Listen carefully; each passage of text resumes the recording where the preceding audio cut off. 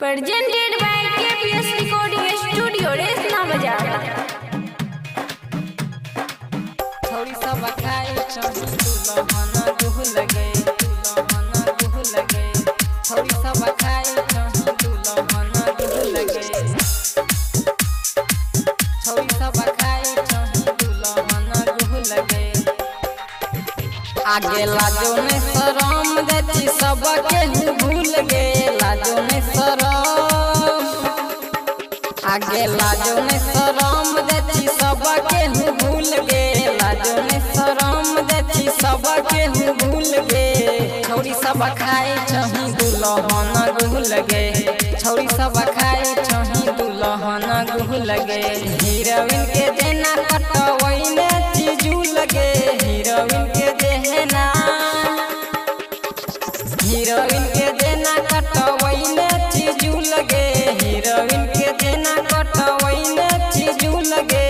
छौरी सब खाई चही दुल्हन गुह लगे छौरी सब खाई चही दुल्हन गुह लगे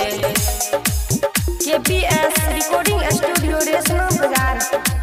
छौरी सब खाई चही दुल्हन गुह लगे Vipin. सब खाई चही दुल्हन गुह लगे आगे सब लुना बैठ के करे चाही तू कुछ बोलाला पर लैची मुहावा फुलाई तू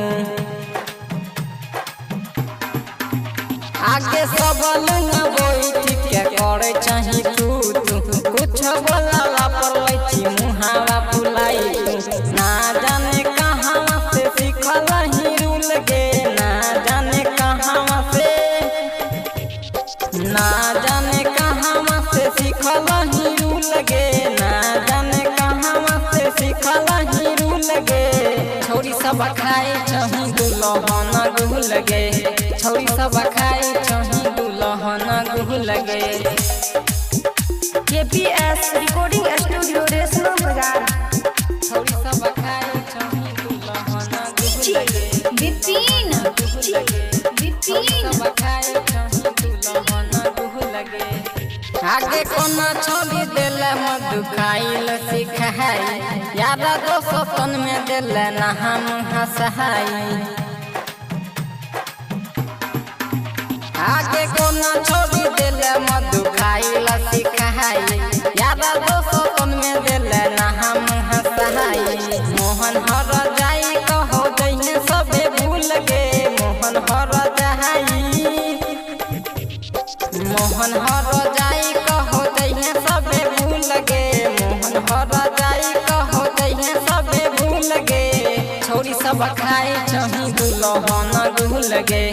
छौरी सब खाई चही दुल्हन गुह लगे KPS Recording Studio, Resna Bazaar, Madhepura.